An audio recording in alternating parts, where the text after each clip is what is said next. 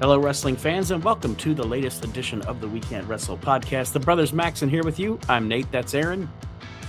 Hello, everybody. And we are almost through our Clash of the Champions series here. We are at Clash 34. Clash 34. We'll have one more to go after this one. It's been a good series. I've enjoyed doing this. Like I said, it's a great way to encapsulate the history of the company that was WCW. Yes. Clash 34. We are going to January of 1997, Milwaukee, Wisconsin, at the Wisconsin Center Arena. But before that, let's get in the Wayback Machine. Yes. Hopefully, you got some notes on this because, like you said, we had to watch these shows pretty quick because Peacock was about to no longer be a thing. Mm-hmm. And like I have my notes, but I'm like, I don't even remember watching this show. Like if I didn't have it's not a terribly memorable. Anyway. It's not a terribly memorable clash because we got to the point, like I mentioned last week, where you're in the Nitro era now. So the Clash of the Champions is kind of an afterthought. It's just another show that they, of the thousands of hours of wrestling television that's on in the late 90s. It's just another show. I don't have a ton of notes. Yeah. We'll get an hour. I feel like it was almost like one of those things where it's like we're contractually obligated to have these. Yeah. Amount of television shows. But anyway, like you said, we're going to get back in the Wayback Machine. And it's top 2 songs, top 2 movies. Do you want the movies or the songs first? And as usual, do you want to try to guess? I want to guess a song, and I want to guess a movie. Let's do the songs first. All right. January 97 is one of the top. Excuse me, I hit my cough button there. I know we talked about the Macarena last week. Is one of the top songs at this time. Another one of my favorite, like late 90s jams. No Diggity by Blackstreet. Nope. There is no diggity. Oh. It is number 2 is Number 2 is I Believe I Can Fly. R. Kelly. So don't drink the piss, Space Jake. Jam. Yeah. Which Space Jam isn't one of the movies, but if I remember right, Space Jam came out just a little bit before here. Yeah. And I forgot to write down the artist, so you can tell me if I'm wrong, but I'm pretty sure this was Tony Braxton. It's Unbreak My Heart. Yes, Tony Braxton, or Unbreak My Heart is a Tony Braxton song, yes. Yes. So Tony Braxton has a number 1 song with Unbreak My Heart. If you only watched MTV in the 90s, you would think Tony Braxton had like 2 hits. But if you watch BET, you realize Tony Braxton had a lot of hits. Like, you know what I mean? Fan. Like, yes, and as far as the R&B charts go, yeah, she was all over the place in the 90s. Yes. Yes. And the top 2 movies, the number 2 movie was Jerry Maguire. I was gonna guess Jerry Maguire being number 1. All right, I was close. No, it was not. Jerry Maguire's a good movie. Like I like that movie. I do too. It's a fun, charming, quirky. I don't know. It's the first time you watch Jerry Maguire, it turns out to be not what you expected Jerry Maguire would be. Yeah, and I know we talk about like movies where like not a lot of shit happens in it or whatever. It's like one of those movies, but it's well written enough to where it's like it's funny and there's like good dramatic shit in it. I don't know if it's considered a romantic comedy. I don't know, but if it is, it's a romantic comedy. I don't mind because there's enough like good writing and funny shit in it. I think there's good acting, there's good comedy. Everybody brings 100% to their character. It's probably because overall, I guess I'm just not a terribly huge fan of him as an actor. It's probably my favorite Cuba Gooding Jr. role. Yeah. Not that he's a shitty actor or anything. I guess I'm just not a huge fan of him, but I love his role. I love him in this movie. But yeah, I like the movie a lot. And as the lady that plays his wife too, I can't remember her name, but she's fucking great in that movie too. Yeah. Cuban Gooding Jr. I got ants, Jerry. There's a 90s guy if there ever was one, Cuban Gooding Jr. That movie's like, I am not Hootie. I am not. Like, that's one of the, I am not Hootie. It's like one of the most 90s things ever. Yeah. Every time I think of him, though, I think of, I think it's Epic Movie. That's not Epic Movie. You know, in the 90s when they just released like a shitload of like airplane-esque satire movies. Yeah. They did one that was like that made fun of like all the sports movies, like Varsity Blues and all that shit. I can't remember the fucking. Me neither. It might have been called Sports Movie. I don't know. I don't remember. It might have been Sports Movie. It's gonna bug me. Talking about. But they made fun of Radio. Yeah, and that was Cuban Gooding Jr. And he played the mentally challenged guy, Radio. Yeah. In that fucking movie, they had the mentally challenged black, like African American guy, and it always made me. A lot of those movies aren't funny, but they'll hit with like a couple things that make you laugh, you know. Mm-hmm. But in that fucking movie, he was iPod. iPod. But anyway, the number one movie in America at this time, I think this was Madonna. Is it and Evita? It was Evita. Yes, Don't Cry for Me, Argentina. Yes, that was Madonna. Yeah. I've never seen it. I saw it once. I saw it once when it first like came out to video or whatever back in the late 90s. It's a musical. It was not a terrible movie, but it's not anything I'd ever watch again. I watched it once. It was a one and done. Like, okay, I've seen it. I'm fine. Yeah, never seen it. Never wanted to. That was one of those movies where I was like, I know nothing happens in this fucking movie.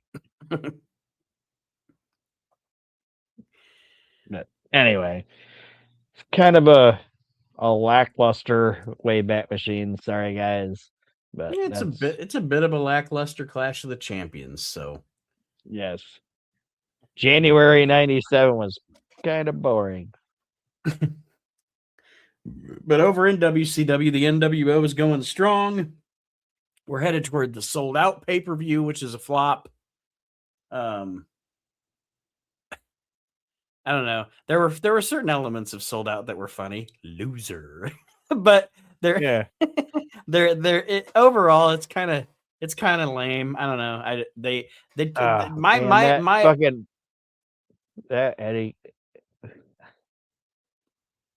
this Mexican star, this young Hispanic talent comes from El Paso. Eddie Guerrero. Come on.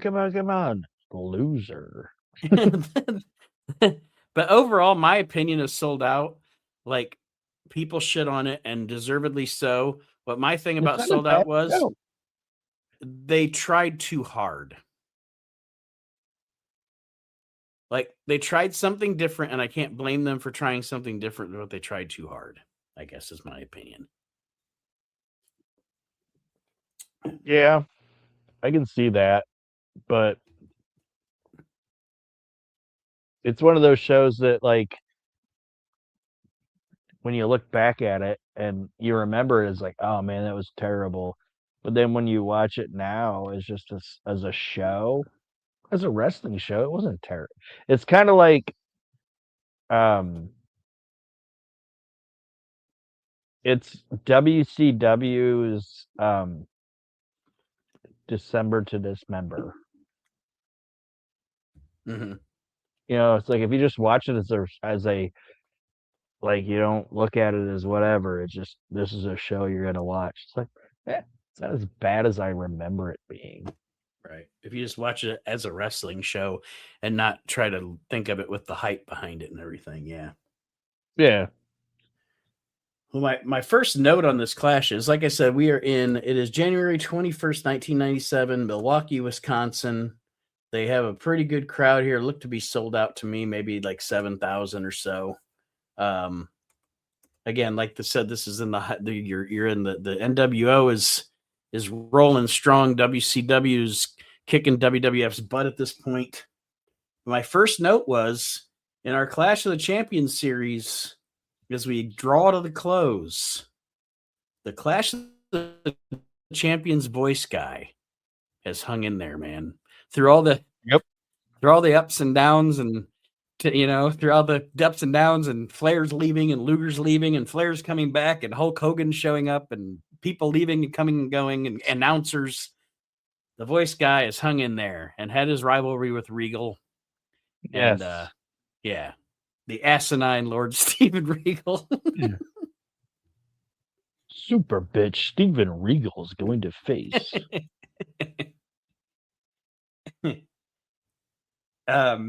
Tony Schiavone, Bobby Heenan, and Dusty Rhodes are on commentary.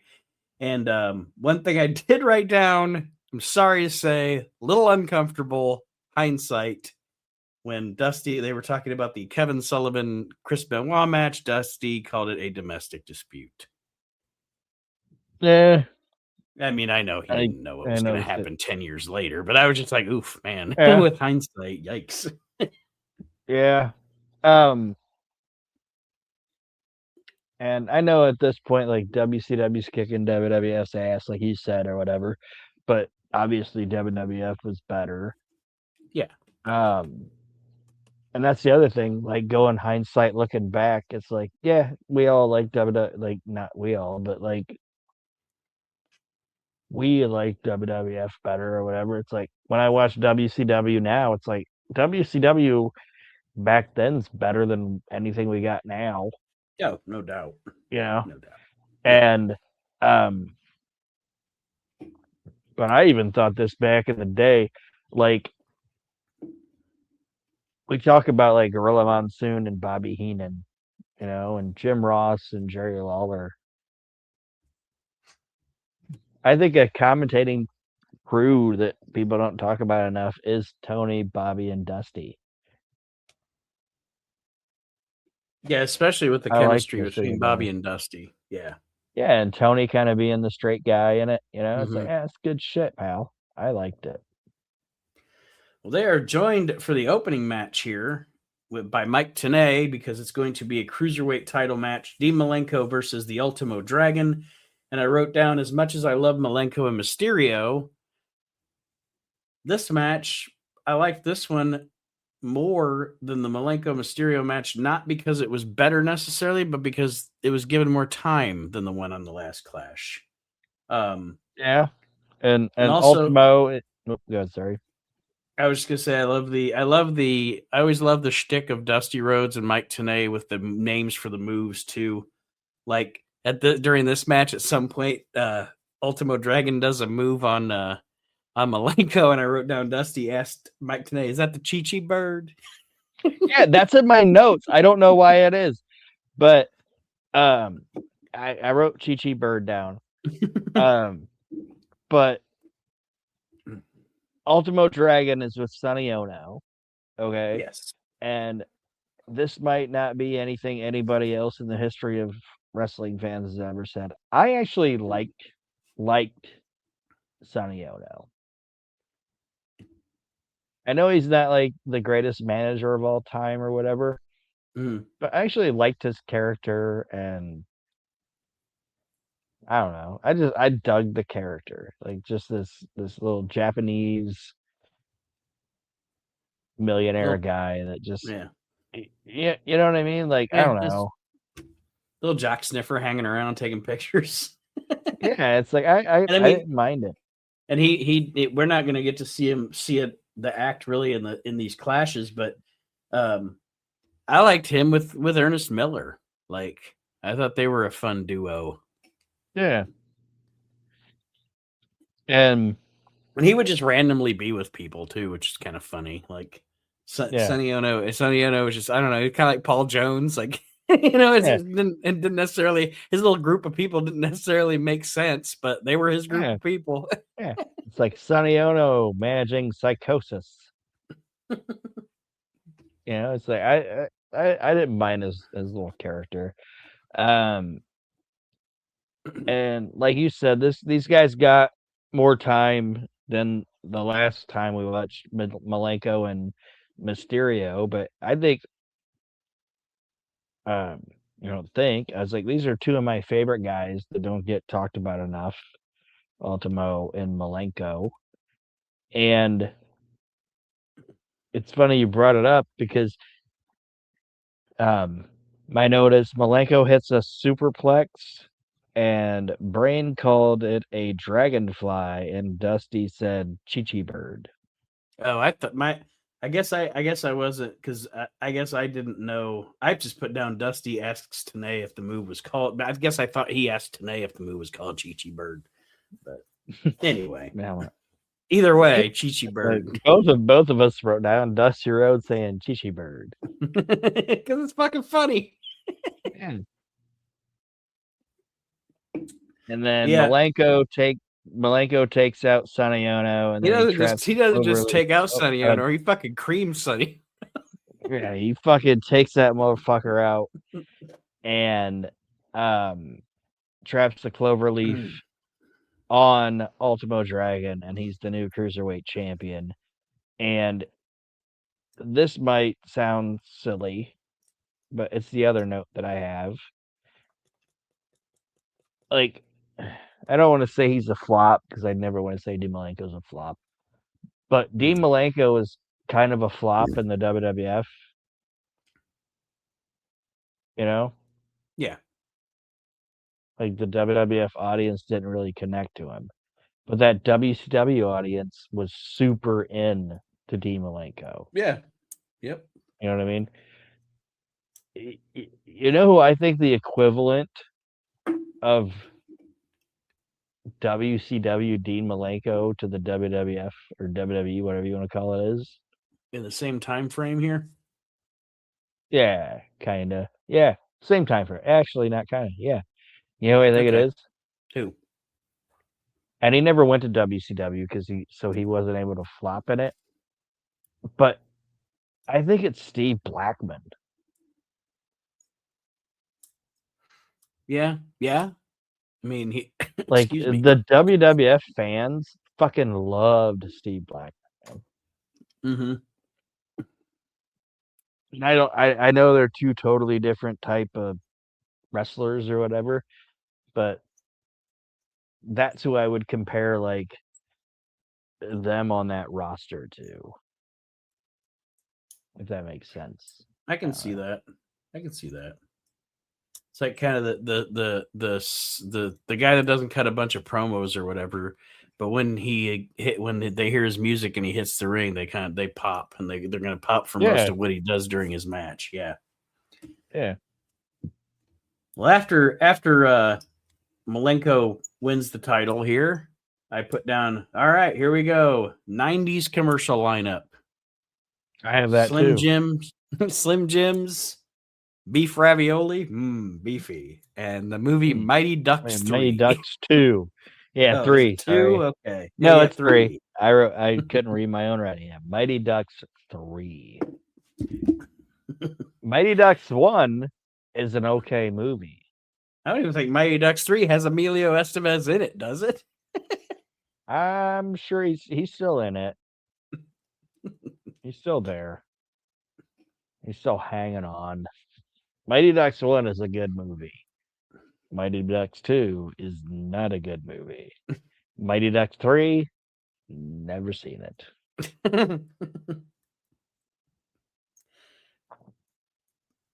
Well, up next we have a matchup. It's pretty. And this is also. Oh, sorry. I was just gonna say. Go ahead. This is also.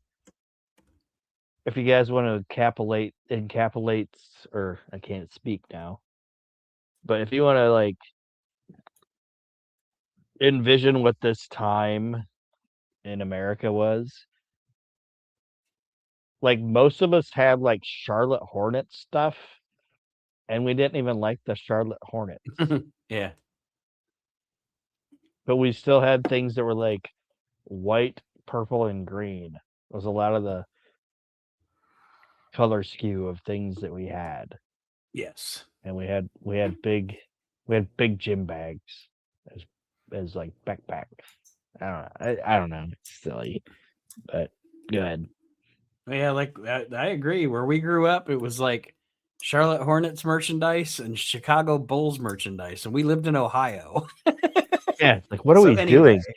And why is everybody wearing a Taz shirt and he's dressed in like basketball attire? What's going on?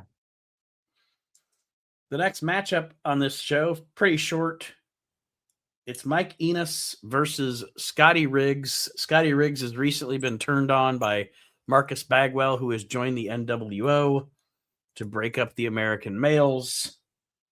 Which actually was a cool little angle where Bischoff was like, if you don't join the if you guys don't join, if you're not with us, you're against us. And if you don't join the NWO, we're going to beat you up. And like Mark Bagwell's character was like the one guy that was like, all right, I'll join you. I'll join you. I ain't got no scruples. Yeah. And he was like, it was cool that they chose him because he was like the most white meat baby face for like No, the whole time he's been in I was gonna say the whole time he's been in WCW, he's been the rookie of the year like 4 times, and yeah, and you're like you said, he's like the Strike Force type baby face. He was the one guy to be like, yep, all right, I'll go. I don't want to get the shit kicked out of me. Like if they're gonna beat anybody up, they're gonna beat the shit out of me. I better go. And I honestly, I never minded Scotty Anton. I never minded Scotty Riggs. I mean, Scotty Riggs was a good, solid worker. Yeah, he's kind of like Paul Roma with me. Like he doesn't do anything that I think stinks or anything. But he's also not a guy where I'm going to be like, yeah, I need to watch a bunch of Scotty Riggs matches tonight. But if he's on, I'm not offended. Good, solid worker, and obviously, my opinion of Mike Enos. I think he was. They don't give him much very time. Underrated here, guy. No, they give them nothing here. This is just to get Scott Riggs. Yeah, this is to get Scott Riggs over his facing Bagwell at the pay-per-view. Correct? Yeah. Yep. Yeah. So Scotty kind of wins this one out of nowhere with a flying forearm for the win. Over Scott Enos over Mike Enos. And that's that. More very 90s, like I said last time, the denim and the black. Of course, we get an NWO sold out shirt ad. This was not one of the buy the shirt commercials, but my favorite one of those was the or Kevin Nash like the NWO t-shirt. $20 for one. Buy two. $40 for $40. $40 for two. Or whatever. Yeah. He says, get the NWO t-shirt. One for $20, or you can get two for $40. For $40. Mean Gene now is on the stage. He introduces the Horseman, sans Ric Flair. Chris Benoit, of course, is talking about upcoming match with Kevin Sullivan. I wrote down here, he was never a great wrestler, but I never minded McMichael on the microphone. Yeah. If he was right here, he's in fucking Wisconsin, and he calls them a bunch of Limburger losers. Like, that's funny. That's the good cheap heat, Yeah, but I never minded Mongo on the mic. He wasn't a great wrestler by any stretch of the imagination, but he was, and he was okay in this. I always thought he was okay in this role of the Horseman because He brought the prestige of being a very well respected football player, and they kept him mostly in tag team matches. So he got to team with Ric Flair and fucking Arn Anderson and Chris. But you know what I mean? Like he got if he would have just been the heater. Yeah, exactly. If he would have just been the heater, he would have been perfectly fine. Like,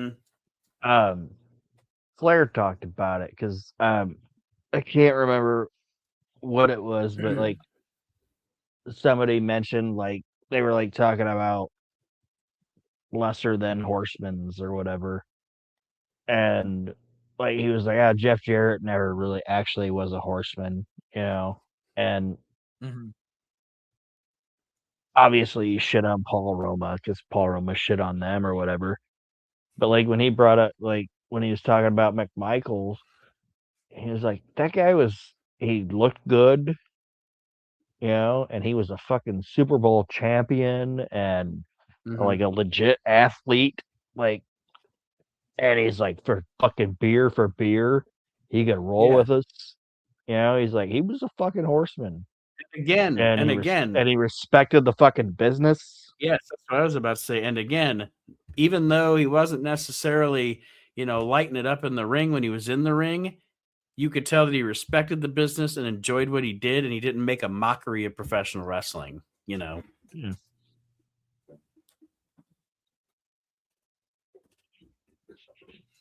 Just when you made him fucking go out there and do shit he wasn't able to do, that's when it was bad. Yeah.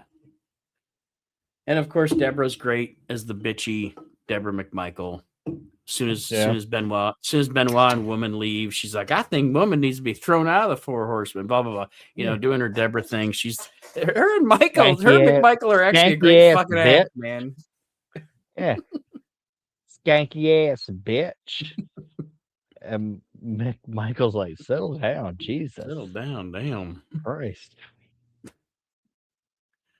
Well, talking about not giving matches enough time, the next match, again, I know, folks, this is network television that they're on here. Not network, but cable television. This isn't a pay-per-view. So matches do, I guess, need to be shorter, but you could leave a couple of matches off of this fucking show and have given this match a little more time. It is a 6-man tag team match. It is Conan, Mr. JL, and La Parka. Two of my favorite luchadors are in this match because on one side we have La Parka. On the other side we have Super Kello, Chavo Guerrero Jr., and Chris Jericho. Yes, his hat never comes off. I mean, Mr. JL isn't one of your favorite luchadors of all time? No.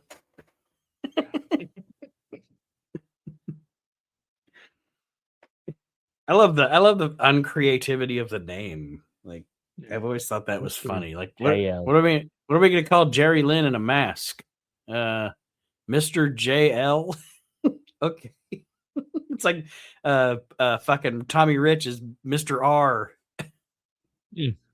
But then I would ask the next question of, why are we putting Jerry Lynn in a mask? Right. Why don't we just make him Jerry Lynn? I think originally the idea was because if you remember when they first brought in the luchadors in the very early days of Nitro, they didn't have a bunch of them yet. So I think the idea was he was like, they made up a luchador to be another luchador. And then they wound up fucking hiring everybody. and now he's just one of them. And you're right. They should just let him re-debut as Jerry Lynn. Yeah, he's just Jerry Lynn. Hey, we have one of the best workers in the United States of America. Put a mask on him and leave him as Mr. JL. Neither one of the fucking companies knew what the fuck to do with that guy. Like, I know he's not the best promo guy in the world or whatever. Mm-hmm. And WWF got him, and they didn't know what to fucking do with him either. Yeah.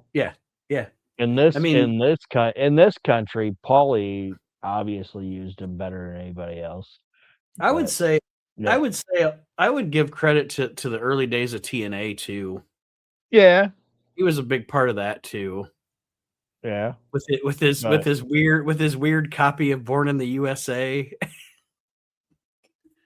Yeah, that was theme music. But anyway, but no, he was. I mean, he was instrumental in getting some guys like AJ and Chris Daniels, and if you look at those early days of TNA, he contributed a hell of a fucking lot to that company. Oh yeah, he's. I almost said something that would be blasphemy to say. Sorry. I was almost gonna say like he was kind of like the Terry Funk of the early TNA. I was like, I don't know if you're not. blasphemy or not. No. I mean, if you're talking role in the company, no, that's no lie. I mean, he played the same role in that company that Terry Funk played in ECW. Yeah, absolutely. Okay. But this 6-man But here tag, it's fucking ridiculous. Having him fucking be Mr. JL. Yeah.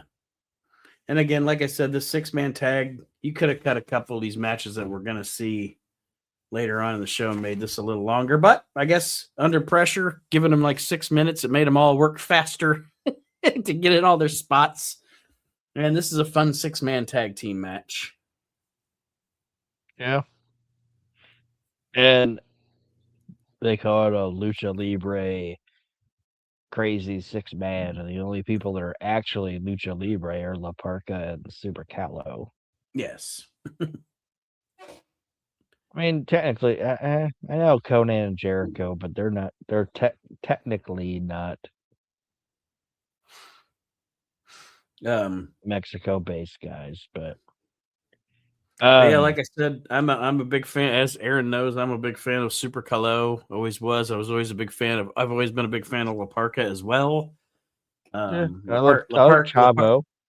La Parca is easily one of my top 5 favorite luchadors of all time. Yeah, this Chavo in there. This La Parca. Chavo was like a duck to water too. He's one of those guys. I don't think he gets talked about enough with that aspect of how quickly Chavo. And I know he came from a wrestling family, so I understand that. But just Chavo was never bad. Like, and what I'm trying to say is like early into his career, like as soon as he got in it, it's like I've never seen anything that made me mad watching Chavo. You know what I mean? Yeah. But Jericho hits the like. Oh, sorry. Go ahead. Sorry. I was just gonna say Chavo is an all-tool player. He's one of those guys that can pretty much work with anybody. I always say the best wrestlers are the person that can go in and work with anybody that has any kind of style and work to that style instead of like he could work to somebody else's style if they couldn't work to his, I guess is what I'm saying. Yeah. And every wrestler, even the great ones, can't do that.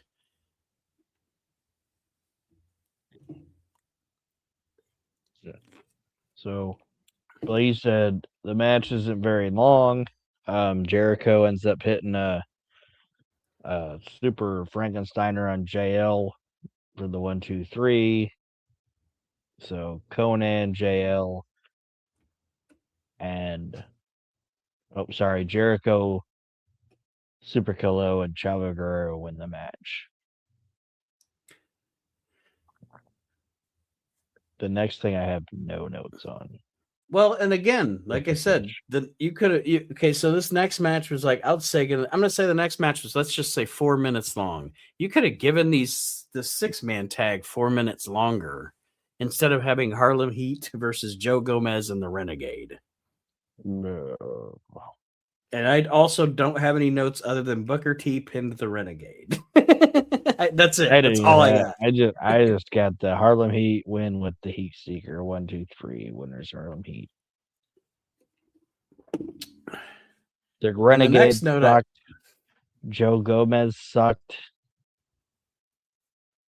This is trash. The next note I have is this is one of Lee Marshall's worst weasel jokes. Hootie and the Blow Weasels? Yes. It's Hootie and the Blow Weasel. I love Bobby Heenan. Bobby Heenan's like, what did I ever do to that guy? Yeah, God's like sake. what? Like Lee Marshall's on the road, and he's in Des Moines, Iowa. Or is it Des Moines or is it Des Moines? I say Des Moines. Okay, well, he's in Des Moines, Iowa, home of Hootie and the Blow Weasels. And then Bobby says, Lee Marshall, stay in Des Moines. Yes, stay in Des Moines. Like and I forever. love, like you said, Like you said, like Bobby's just like, what did I ever do to this man? Why is he fucking with me? Every week with the jokes. Every week with this guy. This piece of shit.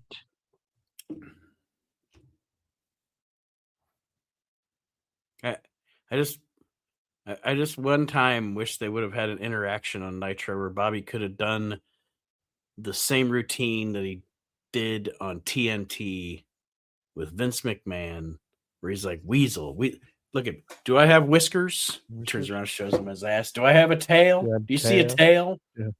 Do I have fur? Do I have fur? Do I have paws? Yes, that kid. How old are you? 11. You want to see 12? Come on, Bobby. How old are you? 11. You want to see 12? He's threatening the kid. It's fucking great. How long you been married? 25 years. You know, if you killed her on her wedding night, you'd be out by now. Be out by now. Who dressed you? The state? You know what I just watched 2 nights ago? That one of the greatest tour de forces of comedy in wrestling history. The Hart family versus Shawn Michaels and the Knights. Yeah. The Hart family versus that is Bobby Heenan's like he's out, he's gone from the WWF in like the next night or something, I think. That is like his tour de force, his goodbye. It's such a work of fucking art. He's a fireman. It's like a month. It's like a month. But yeah, he's out in like a month, but he's just fucking rapid fire on that shit, man. He's fucking busting Ray Combs' balls, like he's busting McMahon's balls. He's making fun of all the Harts. God, it's so funny. That's fucking great. It's like what do they have? What do they have? 4 boys, 5 boys, McMahon. I think McMahon says like 4 or 5. He's like, yeah, 4 boys. Stu, Helen still got the thickest mustache. Will you stop? Ah, shit. And doesn't he have like a bear on his, like Stu has like a Bruins jacket on? Yeah, what the fuck does he say? Yes, because he says the I think he says he's got one of the daughters on the back or something like that on the back of his. I can't remember. Maybe he says it's like Helen or something. I don't remember, but yeah, you're right. He does make a wisecrack about one of the girls look like being the Bruin on the back of his Bruins jacket instead of the actual bear or whatever. But yeah. He's like, what's this? The fireman?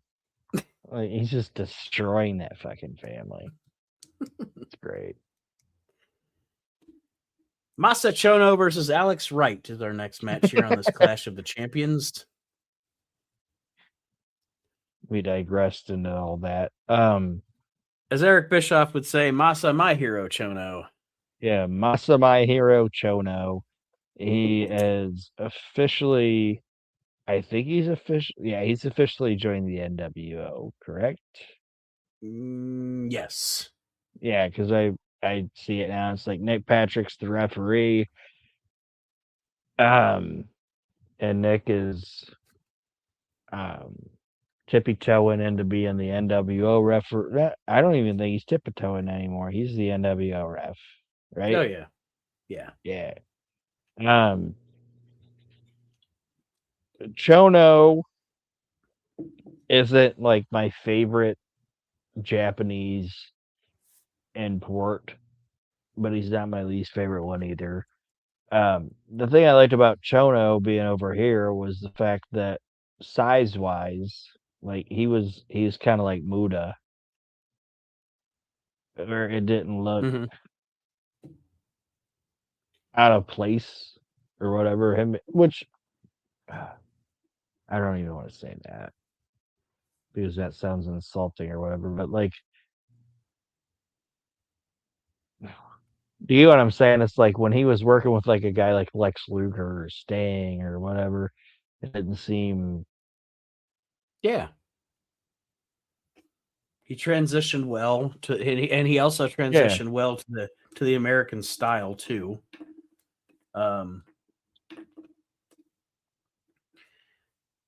this was a decent, solid match, I thought. Yeah, it was. And again, a lot of this is just a lot of these matches. The purpose is to hype up Sold Out, so it's NWO versus WCW. And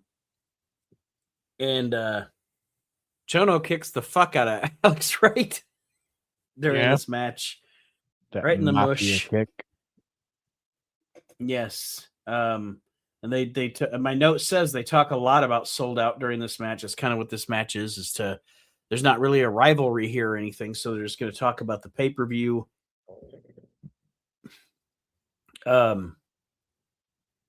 Alex Wright tries a pin attempt, but of course, Nick Patrick is playing the slow count gimmick, acting like he's hurt. But of course, when it's time for Chono to get the pin either is fine or really quick, and Chono gets the win. Yeah.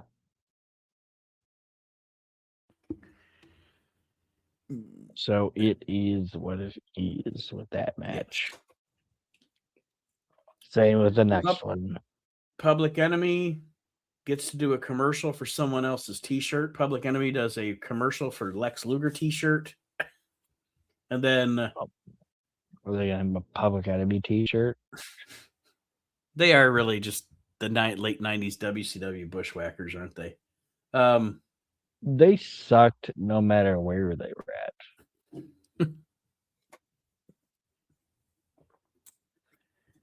I hate Public Enemy. The next matchup is Scott Norton versus Eddie Guerrero. And then I wrote down here, I liked what I saw while it was happening, and this might be the only time Scott Norton and Eddie Guerrero ever had a one-on-one match. It might be the only time they've ever had any type of match.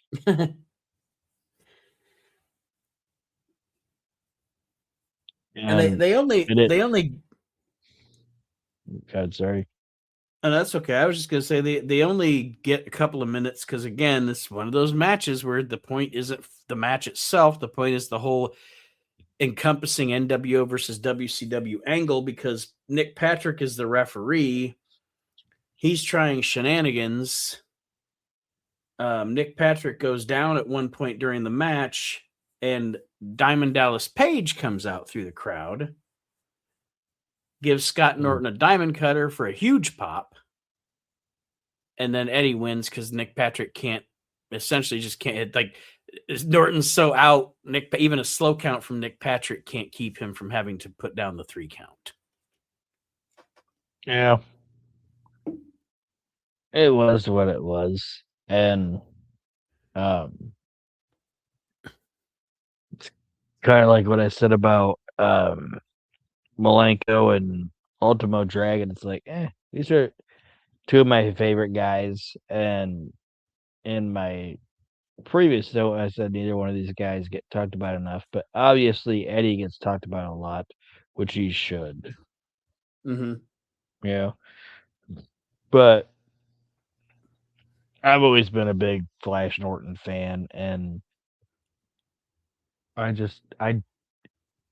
never understood why the guy didn't have a bigger career here in the States than he did, and like why the WWF and Vince never like scooped him up. Oh yeah, he's always been one of those guys that I never understood why, because he looks like, I mean, you would think Vince McMahon would take one look at the guy and be like, I want that guy. And have an orgasm.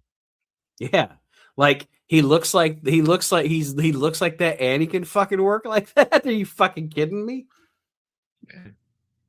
It's like early fucking Hercules. And then I know I mentioned before, that Hercules and him had that great tag team in Japan, but it really is like you watch early Hercules before Hercules gets really blown up when he's just a muscular guy and he's not like, you know what I mean? He's not like super roided up Hercules, like Mid-South, early WWF, like when he was with Blassie and stuff. For his size and his musculature, what a fucking worker.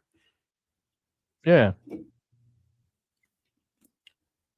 But anyway, no, I totally agree with you. I have no idea why Scott Norton wasn't a bigger star on the North American wrestling scene. Yeah. The Giant comes out to do a promo on Hulk Hogan. Him and Hulk Hogan are going to have a championship match at Souled Out. Nothing really to write home about this.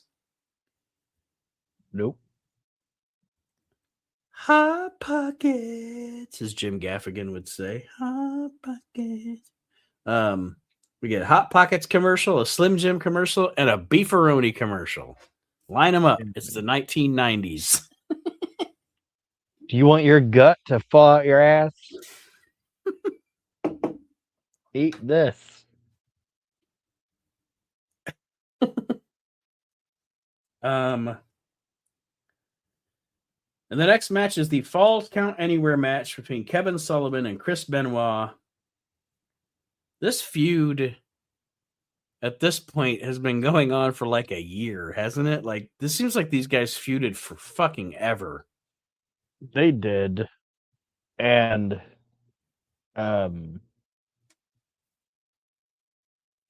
never discount the matches that they had, but it was almost like you guys are kind of beating a dead horse. Oh yeah, no doubt. Like I said, it's just like, I don't know. And I think it was probably because, Kevin Sullivan's one of the bookers, so Kevin Sullivan gets to write his own shit, and he wants to make sure he's in a featured thing. And who is he guaranteed to have good matches with? Chris Benoit.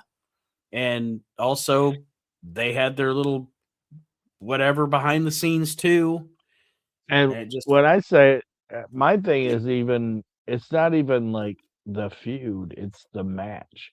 It's like the first time you went into the bathroom or whatever. Mm-hmm. That was cool. But it's like now every time you guys work, you're gonna have to go into the bathroom. Right. It's not a bathroom, it's a restroom. But you know what I'm saying? It's like, how many times are we gonna do that? It was their feud was cool, but their matches were very like rinse, wash, repeat. Mm-hmm. And honestly, no matter how, and I know you said the feud was cool, and it was at the beginning, but no matter how good your fucking chemistry is, and no matter how good your matches are, at a certain point, we need you to move on to something else. I'm not saying you can't come back to it, but consistently, these guys feuded for like a year and a half. Like, the reason Austin and Rock worked 3 times at WrestleMania was because they went away from it and then came back to it. You know what I mean? Yeah. One thing that I did notice, and I don't know if you did, but when they were when they were brawling through the crowd and they had security with them, did you notice who they had a worker with them in security? Did you see who it was? Nope, didn't notice. Bobby Eaton. Really? Yeah, I didn't even not notice that. Yeah, they had Bob in there with them as like when they went down through the crowd. Like he wasn't in like the restroom situation, but when they got into the fans, Bobby, like Bobby Eaton was out there with them, and part of me was like, they probably wanted a guy that was like, if this shit gets sideways, we might want a guy that might need to deck somebody. Right. Yeah. You know what I mean? Like, like we're gonna have to go down maybe 4 flights of stairs, and we're gonna have like fucking some dude that's like, working at Jiffy Lube half the time, and maybe working this concession stand. You know what I mean? But yeah, Bobby Eaton was working security during this match, in case some shit got south. Didn't even notice that.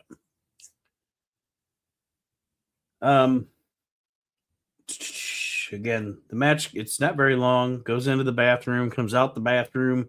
They go down the steps, back to the ring, fighting through the crowd. In the end, woman cracks Kevin Sullivan with a wooden chair. The wooden chairs always seem, I don't know why. I know steel makes a better sound, but to me, a wooden chair shot always looks more devastating than a steel chair shot. Yeah, because that explodes. I don't know why. I just like, it's the visuals of it. Especially when it doesn't fucking break. When it doesn't fucking break, like, god damn. Yeah. But yeah, woman fucks Sullivan over here. Benoit gets the win in this no holds barred matchup, and like I said, I mean, it was not like I was like, oh, this is fucking stupid or boring or whatever. But it's just like you said, Aaron, it's more of the same, and it's time to wrap this shit up. Which they pretty much do.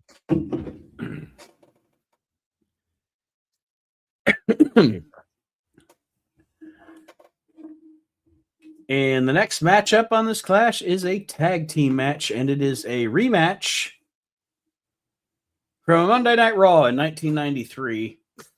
Old heat here. Yeah, old stanky heat. The Steiner brothers versus the amazing French Canadians. Of course, the WWF, they were the Quebecers. Old Quebec province rules matchup from that Raw in 93, which is a really good match, by the way. And this one isn't bad. What's that? Time, and this match isn't bad. It doesn't have enough time. Oh yeah, no, these two teams always wrestle good together. I mean, they're two good teams. You know, you got Jacques Rougeau, Pierre Roulette, and the Steiner brothers. You're not gonna fucking go wrong. Yeah.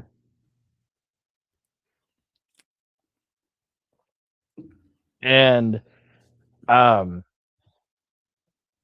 it's silly, and it's silly heat or whatever, but I fucking like Colonel Parker with the French Canadians, like drawing on his little curly pencil mustache, and yeah, wearing the French hat. Yeah, his little French hat. Like, it was fun shit. Not better. It's not better than the Quebecers and Johnny Polo, but it's fun. Oh no, it's not. And I'm not discounting fucking Robert Parker because he's one of my Robert Fuller is one of my favorite dudes. But yeah, it's a good match, and I don't have a lot of notes on it. They hit that top rope DDT. Yeah. At the beginning, the outsiders come up on the video wall to talk shit to the Steiners because they're going to be facing off at Souled Out. Have they done the stupid run them off the road angle yet by this, or is that after this? It's after, because Pac's with them when they do it. Okay. I couldn't remember. And that's not stupid. That's a fucking fun angle, man. I don't like it. I like it because when they do it, they're like, "Oh shit!" I guess I'll give you that one. Like they actually react. No, yeah, like oh no, like that's like the one thing where like the heels were like, "We just fucked up." Yeah. You know what's funny about pro wrestling? Being a pro wrestler is the only job where you can commit felonies and never get any prosecution or anything. How many times in professional wrestling have we watched somebody commit a felony?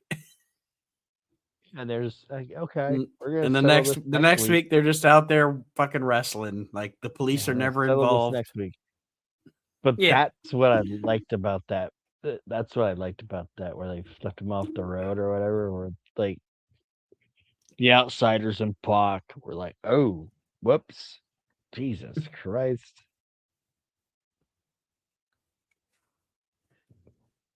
But yeah, like Aaron said, this match isn't long, but excuse me, it wasn't here for a long time, but it was here for a good time. It was a good short match to get the Steiners over heading into their match at Souled Out. Steiners get the victory over the amazing French Canadians. I guess 6 was there, but I don't.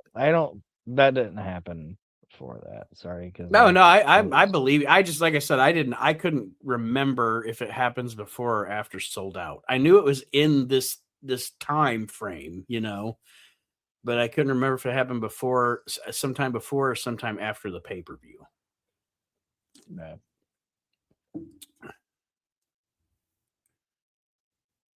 I just realized 6 is involved in this next thing. And this next thing I put down is this type of shit is why Nitro and the NWO jumped the shark so fast. It's Scott Hall and Lex Luger. Dusty Rhodes freaks the fuck out when Lex Luger's pyro goes off. I don't know if that was like Dusty being funny or if that was Dusty being legit like freaked out because that pyro was so close, but he fucking freaked out. It was loud and close. It was loud and close. I guarantee. It's like when I crack my fucking head because of Kane's pyro. Yeah. Or have you ever seen that 97 Madison Square Garden show that was on Peacock? What I don't know. What's the main event? I can't remember the main event, but Jim Cornette and Jim Ross are the commentators. Mm-hmm. And like the opening match is Flash Funk and the Sultan. And they shoot Jim Ross and Jim Cornette are like talking about what you're gonna see, and they shoot the Sultan's fucking promo pyro off, and Jim Cornette and Jim Ross both like, Jesus Christ. Like they both freak out. I think it's Brett and Taker might be the main event. I don't remember that particular. It's like the last MSG TV show. Okay. You know what I mean? Like when they used to put like Madison Square Garden house shows on TV. Yeah. It's like the last one of those. But yeah, the opening match, Flash Funk and the Sultan, and they shoot off Sultan's fucking pyro, and they both like, oh my God. Jim Cornette's like, Jesus fucking Christ. It's funny because one of the most surreal like pyro shots, and it you know how pro wrestling is so surreal. I mean, when you really think about it, this thing that we love is one of the most surreal, like crazy fucking Kentucky Fried Movie things. You know what I'm saying? Yeah. Like we talk about it seriously as fans, and that's wonderful. But when you think about it, looking from the outside looking in, wrestling's fucking wild. Especially before this era, like before it became like the NFL or whatever. But one of the most surreal, wild folks pyro shots that you will ever see just taking a look at an announce table. It's Jim Ross, Kevin Kelly, Jerry the King Lawler, and Max Mini. All the midgets. And then Kane. Kane's pyro going off. Fournette's out there too, I think, right? I don't remember. I know Kevin Kelly, Jim Ross, the midgets, and fucking Lawler. Yeah, you're right. It's Kelly, Lawler, and Ross, and the midgets, and the fucking pyro goes off, and all of them are like, Jesus Christ! You got midgets. You got a guy with a cowboy hat. You got a guy with a crown. Yeah. Fucking wrestling, baby. And 4 fucking midgets hiding behind him. Oh, God. And that, ladies and gentlemen, is why I love fucking professional. One of the reasons I love professional wrestling. Because I can watch a great wrestling match, and then in the next segment, I can watch that fucking shit. That's why it's the greatest form of entertainment. But like I said, this match here is even when it's bad, it's good. Yeah, most times, even when it's bad. Even when it's bad, it's good. I'd rather watch bad wrestling before I'd watch a great baseball game. I'd watch a great baseball game before I'd watch an Angelo Mosca Jr. match. If it's really bad, I'll watch that before I watch baseball. Fuck Angelo Mosca Jr. Unibrow. But yeah, I just wanted to make a point here. It's Lex Luger, Scott Hall. The match is what it is. It's about 10-ish minutes long. But that was my thing, was at the end, my big question at the end of this clash, as we're watching this clash kind of has the style of Nitro, kind of has the style of course, encapsulating the style of WCW at the time. Do you think that one of the reasons that, even to me, honestly, even before they get to Sting and Hogan, because I always say Sting and Hogan should have been the end of the NWO. Yeah. Even before they get to Sting and Hogan, the formula jumps the shark because you have too many shows that end like this. Like, it's the same. It's almost like they found the thing and then they didn't know what to do with it after they found it. Yeah. The only thing that happens is every main event ends in a schmoz, and the only difference is the next schmoz the next week or the next month on pay-per-view is the NWO's fucking bigger. You know what I mean? I don't know. Yeah. It's a very rose-colored glasses thing to me, the NWO. Yeah, it's the thing I've heard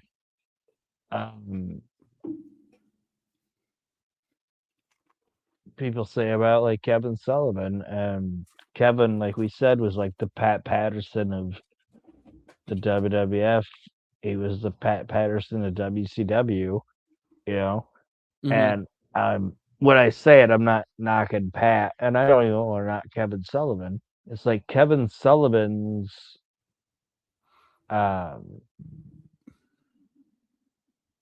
niche, or what he did really good, was building heat. Mm-hmm. But you didn't know where to go after you built the heat. Yeah. You know? So it's like, we can have this guy do this and this running and that running and that. But it's like, well, where are we going to go out? How are you going to build the guy up after that? I don't fucking know. Whereas Pat Patterson, like we talk about Vince Russo, and I'm not comparing Pat Patterson to Vince Russo at all, or Vince Russo to Pat Patterson at all. Mm-hmm. You know? Mm-hmm. But both of those guys had a Vince McMahon. Yeah. Who could say, okay, get me there. All right. And now we can do this. You know, Kevin Sullivan was like, we can do this, this, and this, build this heat, build this heat, build this heat. And then you have Eric Bischoff, who later on got a grip on the business and understood it. But at that time, probably didn't know enough to be like, okay, well, we'll go there after this, you know? Yes. And that's what I'm saying. Like, he built this brand, give him credit, the NWO, and they built this super heel heat magnet in Hollywood Hogan and the Outsiders, and just this machine just running over and grinding up WCW, but your brand is still WCW. That's why I say Sting should have beat Hogan at the fucking Starrcade. No controversy. I don't care what Hogan and Bischoff say, well, I don't know if he was in shape or blah, blah. It doesn't fucking matter. But Starrcade 97 should have been the end of that fucking shit. The NWO should have fallen apart. It shouldn't have been NWO red and white, black and white, blah, blah, blah, blah, blah. The angle should have ended then. Like, I'm not saying ended like immediately then, but what I'm saying is you start dismantling the NWO, and then by like the middle of 98, it doesn't exist anymore because it's fucking over. You did it. It's over now. But Bischoff had a brand. Yeah.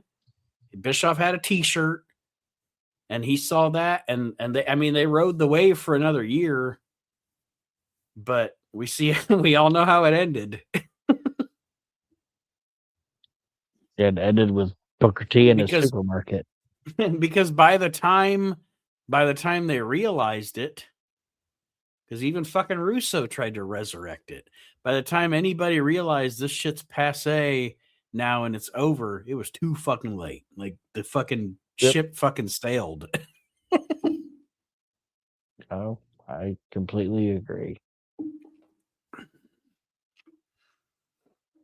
Because again, I use the fucking, my wife loves the fucking phrase, so I use it a lot. Like, we use it a lot around the house, but I used it earlier in the show, but I'm going to go ahead and do it again. The NWO should have been around for a good time, not a long time.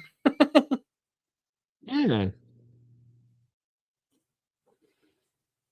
It's like that machine you guys have in your house where you just keep throwing shit into it. And Throw shit in it, turns into dirt. Yeah.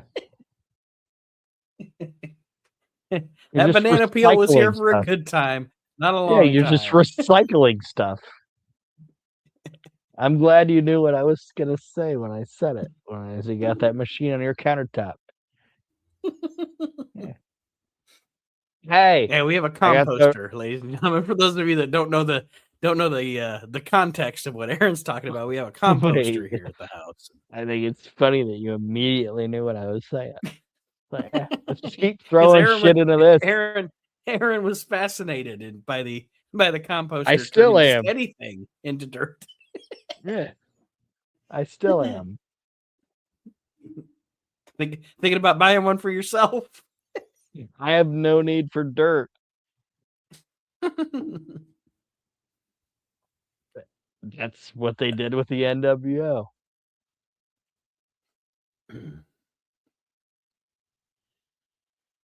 Oh, I don't even know if we talked about the fucking. I know I alluded to the fucking finish of this match because it's pretty much your general NWO schmaz. Yes.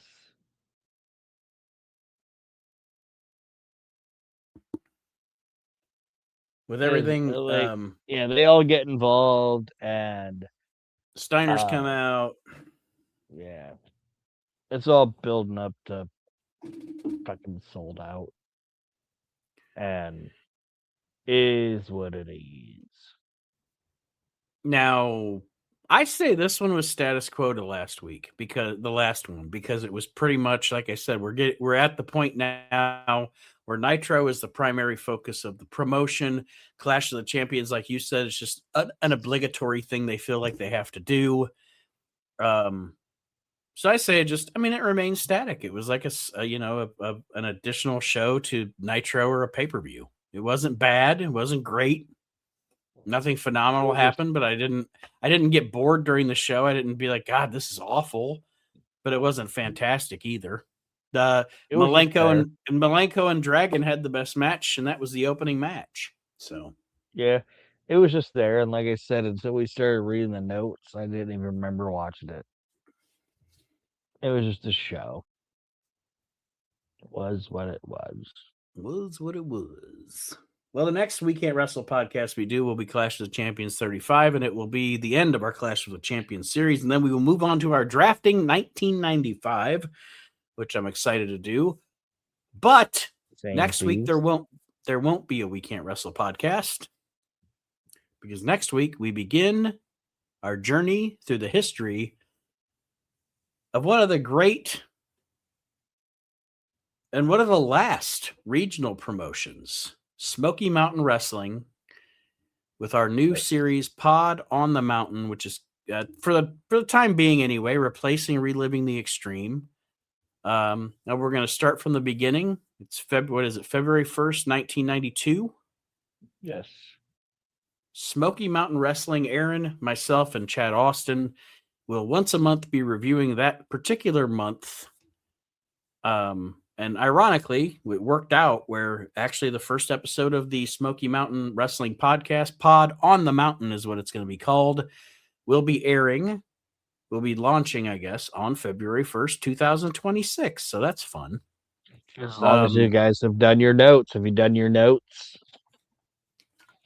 I have. Oh, yeah, I got my notes. All right. And that show will have its own feed. However, to get everyone up to speed, I will, when we do the first Pod on the Mountain, I will post it on the Reliving the Extreme feed, and I will post it on the We Can't Wrestle podcast feed to give you a refresher that you need to subscribe to a different podcast to listen to Pod on the Mountain, if that makes sense. All right. Anyway, that's that. Aaron, do you have anything else before we sign off this week? Nope. Just thanks for listening. And the Clash series has been really fun. And like you said, we got one more left. And hopefully we can one day get Reliving the Extreme going back. But I am actually looking forward to Pot on the Mountain, because Smoky Mountain is one of my favorite promotions, and we're going to get to talk about some guys that usually probably wouldn't even get brought up on a fucking podcast. Yeah, so absolutely. I'm looking forward to it. All right, everybody. Well, we will see you again, like I said, next week on Pod on the Mountain. I will, again, post that show to this feed that you're listening to now, just to give you a reminder to go subscribe to the other. And of course, it will have its own feed on YouTube, like all of our shows do. But anyway, and then we will see you for the next We Can't Wrestle podcast in 2 weeks on Clash of the Champions 35. Until then, have a great week, everybody, and we'll see you next time. Thanks for listening to the We Can't Wrestle podcast.